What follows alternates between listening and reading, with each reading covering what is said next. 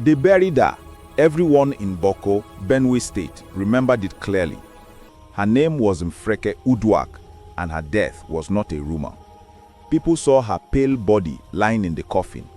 Her mother wailed until her voice broke. The villagers watched as the coffin was lowered into the earth.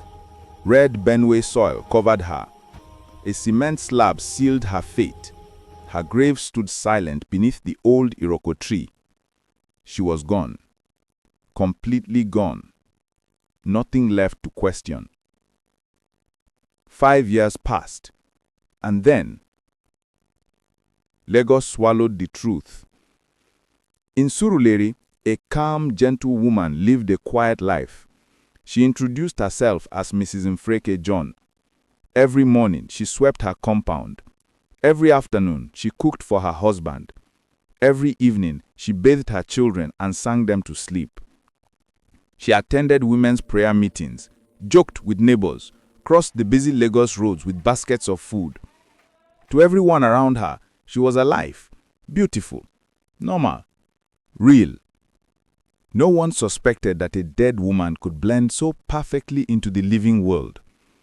But Lagos is a city where even spirits can hide in plain sight. One Monday morning, a trader from Benue named Ondwamba came to Tejosha market. He was searching for good prices, weaving through the noise and movement, when he saw her, a woman holding 2 small children. He froze, his breath vanished. The face was familiar, too familiar. It was Mfreke Uduak, the same woman he had watched being buried in Boko. His hands trembled, his bag fell to the floor.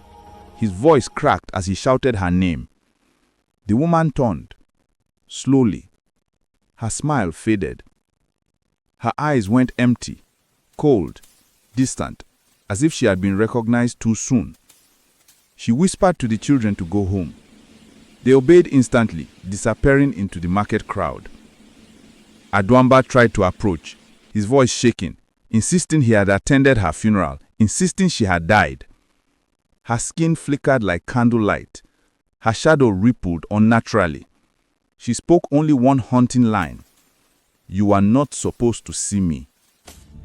And in the full brightness of Lagos morning, she vanished. Not walked away, not hid, vanished like smoke dissolving in sunlight. And Wamba fainted on the spot. When he returned to Boko, he told her family what he had seen.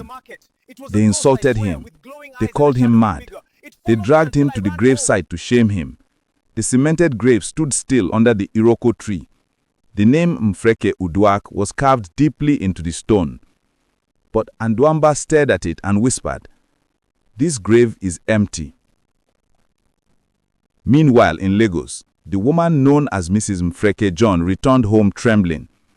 That night, she confessed to her husband that she had died 5 years earlier, that she was buried, that Lagos was never meant to hold her this long, and that someone recognizing her would break the boundary that kept her here. Her husband did not believe her. He insisted on going to Benue. He forced her into the journey she feared. When they arrived in Boko, the entire community gathered, whispering, pointing, trembling. Her mother stepped forward, lantern shaking in her hand. The moment their eyes met, the older woman screamed, a scream that tore through the night. Mfreke's body began to fade. Her fingers bent backward. Her feet detached from their shadow. Her face became pale and hollow, like dust remembering its true shape. The air turned cold. The leaves trembled. The ground beneath her cracked open. Her final words drifted like wind. "Someone saw me, and now I must return." She looked once at her husband, tears falling from eyes that were no longer human, and then she sank into the earth, disappearing into the very grave that once held her name. The coffin cracked open. Inside, there was no body, only a single tear, still warm. Her husband returned to Lagos alone. Her children waited. They kept asking when their mother would come home. He never had the courage to answer. Because how do you tell a child that the woman who raised them, fed them, and loved them was never truly alive?